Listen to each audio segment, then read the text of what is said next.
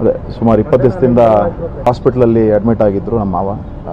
ಇವತ್ತು 4 ಗಂಟೆ 18 ನಿಮಿಷಕ್ಕೆ ಕೊನೆ ಉಸಿರನ್ನು ಎಳೆದಿದ್ದಾರೆ. ತುಂಬ ಬೇಜಾರಾಗ್ತಾಯಿದೆ.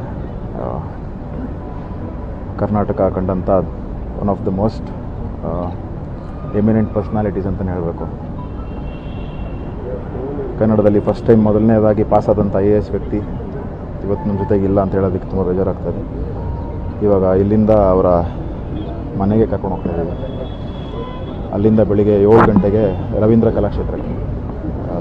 ಏಕೆಂದರೆ ಅಪಾರವಾದ ಅಭಿಮಾನಿಗಳು ಮತ್ತು ಬೆಂಬಲಿಗರು ಎಲ್ಲ ಕ್ಷೇತ್ರದಲ್ಲೂ ಇರೋದರಿಂದ, ಸಿನಿಮಾ ಕ್ಷೇತ್ರ ಇರ್ಬೋದು ಅದು, ಅಥವಾ ಅವರು ಪದವಿಯಲ್ಲಿದ್ದಾಗ 35 ವರ್ಷ ಏನೇನು ಸೇವೆ ಸಲ್ಲಿಸಿದ್ದಾರೆ ಆ ಕ್ಷೇತ್ರದಲ್ಲಿರ್ಬೋದು, ಅಥವಾ ರಾಜಕಾರಣದಲ್ಲಿ ಎಲ್ಲ ಕಡೆ ಅಭಿಮಾನಿಗಳು ಬೆಂಬಲಿಗರು ಇರೋದರಿಂದ 7 ಗಂಟೆಯಿಂದ ಬೆಳಿಗ್ಗೆ 7 ಗಂಟೆಯಿಂದ ಮಧ್ಯಾಹ್ನ 3 ಗಂಟೆ 4 ಗಂಟೆ ತನಕ ರವೀಂದ್ರ ಕಲಾಕ್ಷೇತ್ರದಲ್ಲಿ ಜನರಿಗೋಸ್ಕರ